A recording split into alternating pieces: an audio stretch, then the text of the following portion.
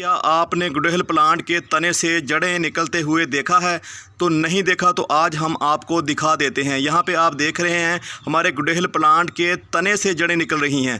यहाँ पे आप देख रहे होंगे इस साइड पे और इस साइड पे दोस्तों काफ़ी सारी जड़ें निकल रही हैं। इस साइड से भी आप देख सकते हैं तने के चारों तरफ जो हैं जड़ें प्रोपोगेट होना शुरू हो चुकी हैं। तो आइए दोस्तों देखते हैं इसकी कटिंग लगाने के लिए हमने किस तरह का सॉइल मीडिया यहाँ पे तैयार किया था।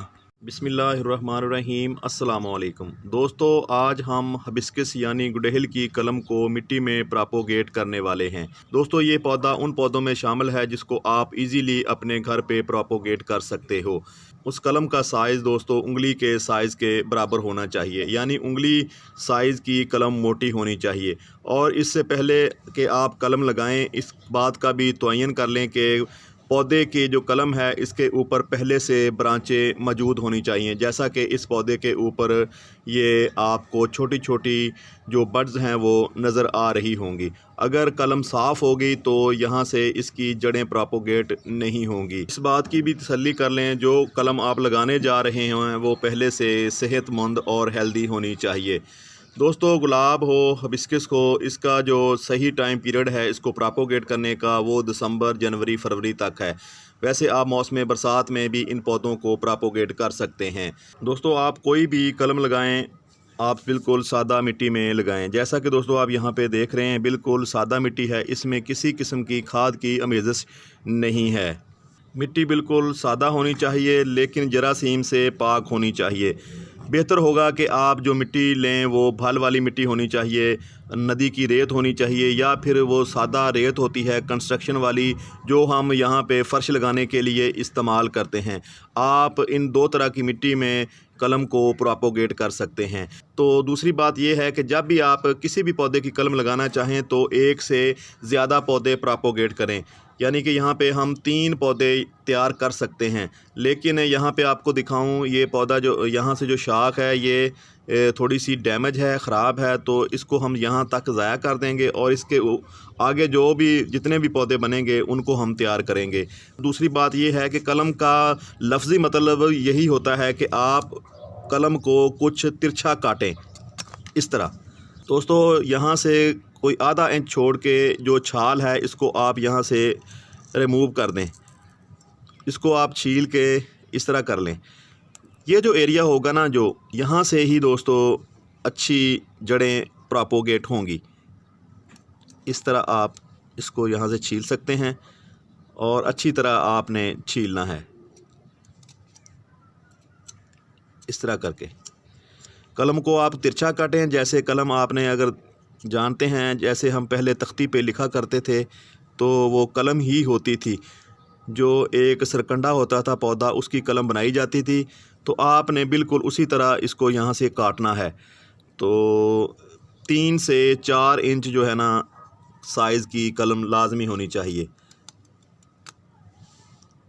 इसको भी आपने कुछ इस तरह ही काटना है। जो इसकी शक्ल है बिल्कुल आपको कलम के तरह ही नज़र आ रही होगी। दोस्तों इसका एक और फ़ायदा भी होता है, जैसा कि यहाँ पे हमने इसको काटा है तो आप यहाँ पे देखें अगर यहाँ पे पानी गिरेगा तो पानी सीधा नीचे आएगा। अगर ये सीधी काटी होती तो पानी इसके ऊपर रुक जाना था तो पानी अंदर भी जा सकता, जिसकी वजह से इसकी छाल गलना शुरू हो जाती है। ख़ासकर ये जो हिबिस्कस का पौधा होता है, गुड़हल का पौधा होता है, इसकी छाल तो बहुत ही नरम और नाजुक होती है। थोड़ी सी नमी मिलने के ऊपर ये गलना शुरू हो जाती है। तो इसीलिए दोस्तों इसको आपने तिरछा काटना है ताकि जब आप पानी दें या बारिश का पानी हो, मैं अब की बात नहीं कर रहा, जब आपका पौधा तैयार हो जाएगा आपने इसको ऊपर एरिया में रखना होता है ना, तो बारिश भी हो रही होती है, आप ऊपर से पानी फेंक भी रहे होते हैं, तो शावर भी कर रहे होते हैं, तो जब पानी इसके ऊपर गिरता है तो पानी इसके अंदर जा सकता है, जिसकी वजह से पौधा आहिस्ता आहिस्ता गलना शुरू हो जाता है। तो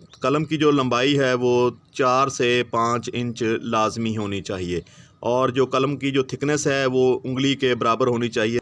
तो इस तरह हमारे पास ये दूसरी कलम है। हमेशा एक से ज़्यादा कलमें आप प्रोपोगेट करें ताकि कम से कम आपके जो पौधे हैं वो 50% तो आपके पास होने चाहिए। अगर एक पौधा ग्रो नहीं हुआ तो दूसरा पौधा आपको तैयार मिल सकता है। जब भी कलम लगाएं तो सीधे रुख लगाएं। इस बात का तयन कर लें कि कलम सीधे रुख है। यहाँ पे देखें, ये पत्तों से पता चल जाता है, इसकी जो ब्रांचें हैं उसका रुख इस तरह ऊपर को होता है।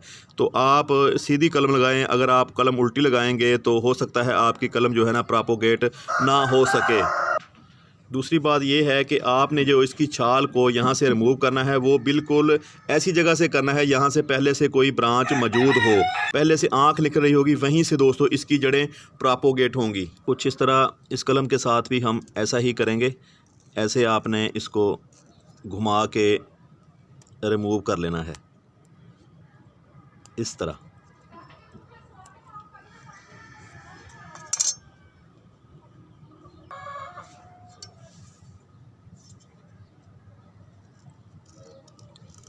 तीसरी कलम को भी इस तरह यहाँ से आप छुरी के साथ इसकी जो छाल है इसको आप यहाँ से हटा दें।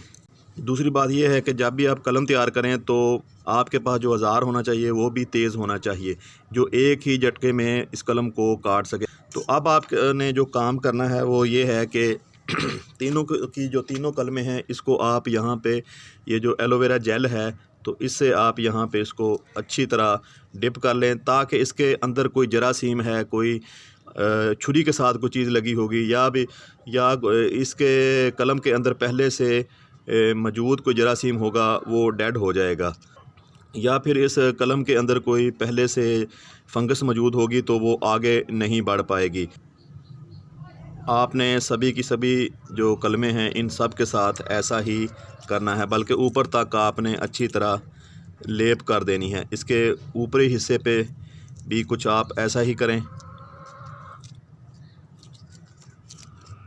दोस्तों आपको पता है कि एलोवेरा जो जेल होती है, एलोवेरा जो होता है ये जरासीम कुछ होता है, यानी कि ये जरासीम को आगे बढ़ने से रोकता है, जरासीम को डेड करने में मदद करता है।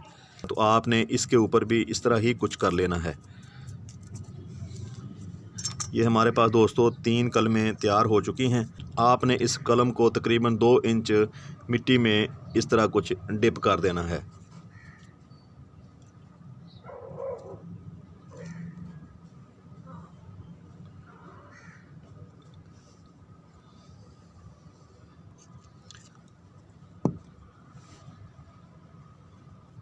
दोस्तों अब पानी देने की बारी है। पानी आपने इतना देना है कि ऊपर से नीचे तक सारी की सारी जो मिट्टी है वो नम हो सके। दोस्तों जो पानी हमने इस पोट में डाला था वो नीचे से निकलना शुरू हो चुका है। तो आपने जब मिट्टी के गमले में किसी भी कलम को ग्रो करना है, उसको प्रोपोगेट करना है, तो उसका पानी का आपने ख़ास कर ख्याल रखना है, क्योंकि मिट्टी के गमले में पानी जो है वो जल्दी सूख जाता है। ये एक और कलम है मेरे पास, ये भी हम यहाँ पे डिप कर देते हैं।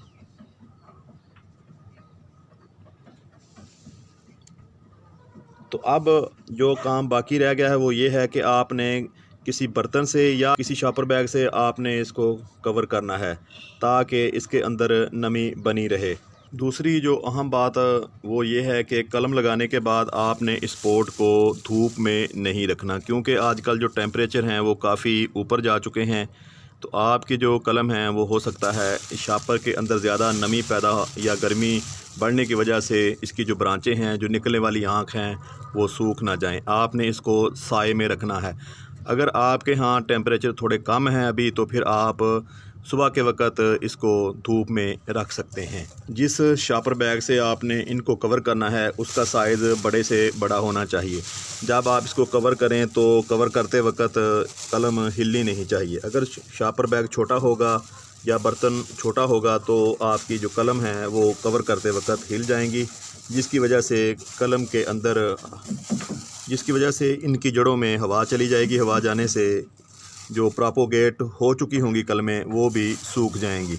इसलिए दोस्तों आपने बड़े से बड़ा जो शापर बैग है उसका इस्तेमाल करना है ताकि आपकी कलमों के ऊपर किसी किस्म का दबाव नहीं हो। तो दोस्तों हाज़िर हैं हम अगली अपडेट के साथ। जैसा कि आप यहां पे देख रहे हैं, हमने इस छोटे से पोर्ट में गुड़हल की 4 कलमें लगाई थीं जो सारी की सारी कामयाब हो चुकी हैं। यहां पे मुझे एक चीज़ देख के बहुत ही ज़्यादा हैरत हुई कि आप यहां पे देखेंगे, ये यहाँ पे आप वाइट सी जो जड़ें देख रहे हैं ये तने के ऊपर से आ रही हैं, ना कि मिट्टी से।